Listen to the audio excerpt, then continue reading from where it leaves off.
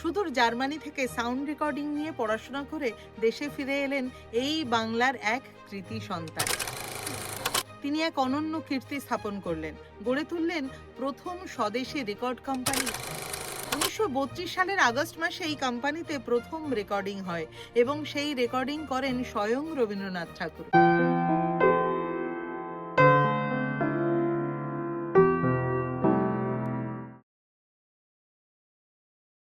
1932 সাল, ভারতীয় সঙ্গীত জগতে ঘটে গেল এক অবিস্মরণীয় ঘটনা। সুদূর জার্মানি থেকে সাউন্ড রেকর্ডিং নিয়ে পড়াশোনা করে দেশে ফিরে এলেন এই বাংলার এক কৃতি সন্তান। তার নাম শ্রী চণ্ডীচরণ সাহা। তিনি এক অনন্য কীর্তি স্থাপন করলেন, গড়ে তুললেন প্রথম স্বদেশী record company Hindustan musical products and varieties syndicate limited, যা হিন্দুস্তান রেকর্ড নামেই পরিচিতি লাভ করে।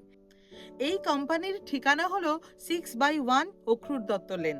এই হিন্দুস্তান রেকর্ড নামটির সঙ্গে ওতপ্রোতভাবে জড়িয়ে আছেন আমাদের প্রাণের ঠাকুর রবীন্দ্রনাথ ঠাকুর। এই কোম্পানির উদ্দেশ্যে আশীর্বাদ জানিয়ে তিনি লিখেছিলেন, Hindustan musical products variety syndicate জয়যুক্ত হোক। এরূপ প্রতিষ্ঠান এদেশে এই প্রথম। ইহার সফলতায় আমাদের সকলেরই গৌরব। 1932 সালের আগস্ট মাসে এই কোম্পানিতে প্রথম রেকর্ডিং হয় এবং সেই রেকর্ডিং করেন স্বয়ং রবীন্দ্রনাথ ঠাকুর, অর্থাৎ রবি ঠাকুরের নিজের কণ্ঠে রেকর্ডিংয়ের মাধ্যমেই হিন্দুস্তান রেকর্ড তার যাত্রা শুরু করে। কি রেকর্ড করেছিলেন গুরুদেব? তিনি একটি কবিতা ও একটি গান রেকর্ড করেছিলেন। কবিতাটি ছিল ছোট বড়।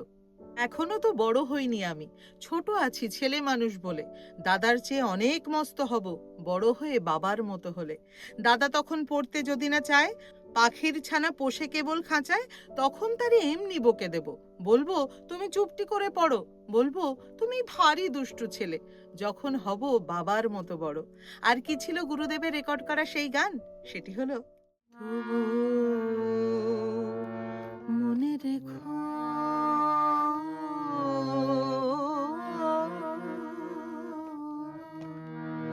তবু,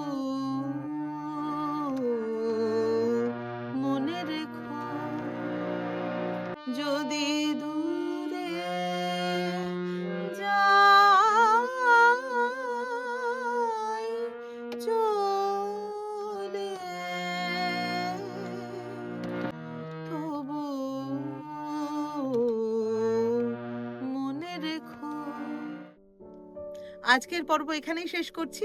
আবার দেখা হচ্ছে পরের পর্বে নতুন কোনো কাহিনী নিয়ে। ততক্ষণ খুব ভালো থাকবেন, সুস্থ থাকবেন।